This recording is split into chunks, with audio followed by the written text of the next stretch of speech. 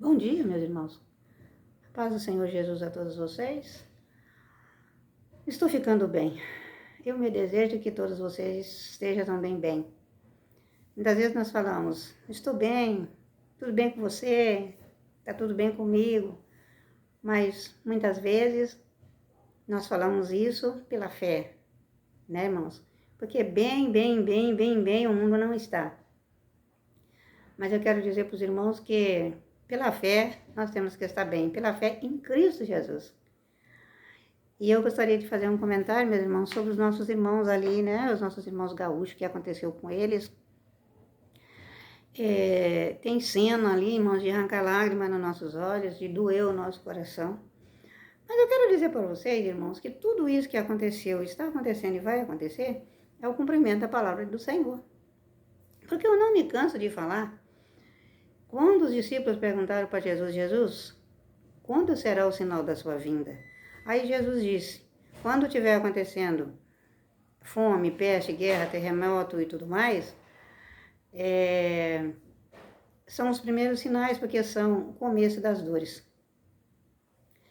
Então, irmãos, eu quero dizer que tudo aquilo ali que aconteceu, coisas ali, meu Deus do céu, coisas inexplicável o que aconteceu ali. Eu não estou aqui para dizer que, foi a mão de Deus, foi castigo. Não, estou aqui para dizer isso não. Porque a Bíblia diz que dias maus virá. Dias ruins vai nos atingir na face da terra.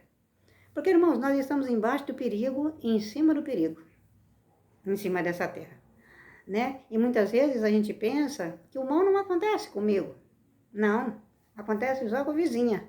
Mas o mal vem e me atinge. Porque a Bíblia diz assim que a chuva que vem, quando Deus manda a chuva para molhar a roça do justo, ela também molha a horta do injusto. E quando Deus manda o castigo para o injusto, o castigo também atinge a casa do justo. Não é verdade? Não é isso que a Bíblia diz? Não estou a par onde está escrito, mais ou menos, na Bíblia. Mas a Bíblia disse isso. Então, irmãos, tudo isso que aconteceu ali não é nada mais nem nada menos do que o cumprimento da palavra de Deus. E começo das dores. Eu não acho que nós estamos mais no começo das dores, não. Nós estamos já no meio das dores. É muita aflição, meus irmãos, é muita dor. Aí alguém pergunta assim, mas por que com eles?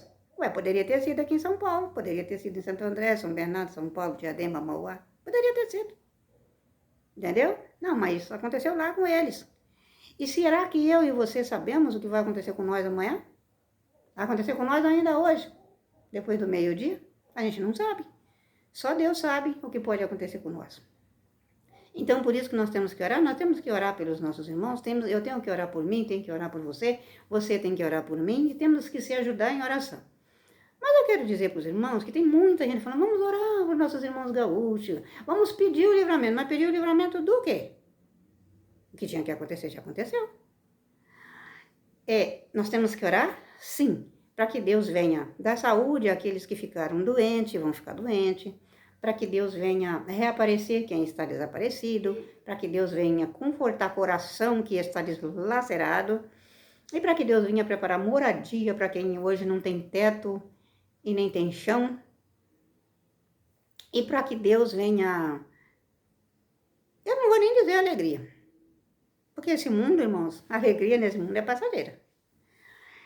Para que Deus venha abençoar eles, abençoar esses restos de dias que eles, e eu e você também temos na face da terra. Para que Deus possa abençoar quem está vivo, as pessoas que estão vivas ali. Para que Deus possa fazer o de melhor para eles. Irmãos, porque ali, quem Deus permitiu embora, foi. Tem pessoas ali que poderia ter expirado, poderia ter morrido. Mas Deus olhou e falou, não, você não vai agora não, você vai sofrer, mas você vai passar por essa tempestade, você vai passar por esse caos, mas não vai morrer. Irmãos, é assim que Deus trabalha. Nós temos que orar por eles? Sim. Temos que orar por quem está vivo, temos que pedir misericórdia para que Deus venha abençoar aquele que está totalmente desprotegido. Porque é inexplicável, irmãos, nós não temos nem o que falar em relação ao o que aconteceu ali, não temos nem o que falar. E vamos orar também, apresentar nossos governantes, para que Deus possa iluminar eles, para que eles possam ajudar aquele povo que está à mercê. Meu Deus, irmão, já pensou? Muitas vezes estou sentadinha aqui na minha cadeira, aí vem uma tempestade, eu tenho que sair correndo, deixar minha roupa, minha casa, meus gatinhos. Talvez até alguém da família. Jesus, misericórdia. Irmão, eu só parar por aqui, porque isso dói muito. Nós temos que... Uma coisa que eu quero lembrar, meus irmãos. Tem tanto profeta aí que diz que Deus falou.